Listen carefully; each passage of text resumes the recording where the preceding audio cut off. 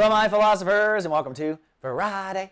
What looks like it's going to be a decent and compelling weekend for the Sagittarians. Couple of things going on, both of important notice. On the one hand, the moon is moving into Cancer and crossing over Mars, which is going to make emotionally your boundaries very visible. You're going to be emotionally hyper aware of all boundary issues. Plus, it's crossing Mars, which is aggression, masculinity. And yes, this boundary does include sexual boundaries, so this is usually where I'll say to someone, there's a chance of Randy, frankly, because you're going to be strummed on that subconscious masculine part of yourself. Even if you're a woman, everyone's going through this at the same time. All Sagittariuses go through it together. But if you're in denial, it's also a setup for some sort of accident. I mean, when Mars happens, things kind of crash into each other. Only when people are not paying attention, that is the universe biatch slapping you, right? How'd you like that? And at the same time, Uranus, which is ruling the day today, is calling for a breakthrough when it comes to your light. In fact, we talked about this all month long. Yesterday, it was about exploring, put your foot out there, really trying some things.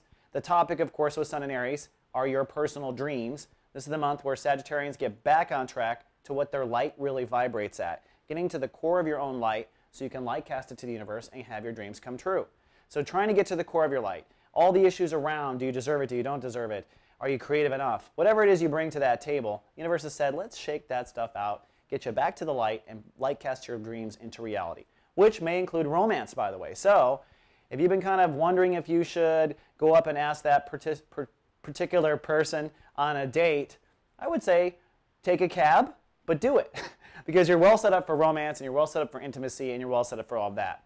However, it can also go on the reverse side. If you have not paid attention to what you really want and you go out over the weekend with someone you don't really care about, and this is all about boundaries, well, that person may cross a boundary. You may have to have something happen so that you see the light, that you really don't like that person, that's not really in tune with what you really want in your heart. So if you're in tune with what you really want in your heart and you're being honest with yourself, I am anticipating a breakthrough through the weekend, which means you'll get a good piece of news, you'll understand something, someone will show up, something amazing. If you've been in denial of what your light really is, I'm expecting a breakdown where the universe trips you and you're like, what happened? And then you start to figure it out by Monday. Either way, it's a compelling weekend. Be careful out there with that moon in the 8th house, and I'll see you back on Monday with more soul horoscopes. Live, love, be.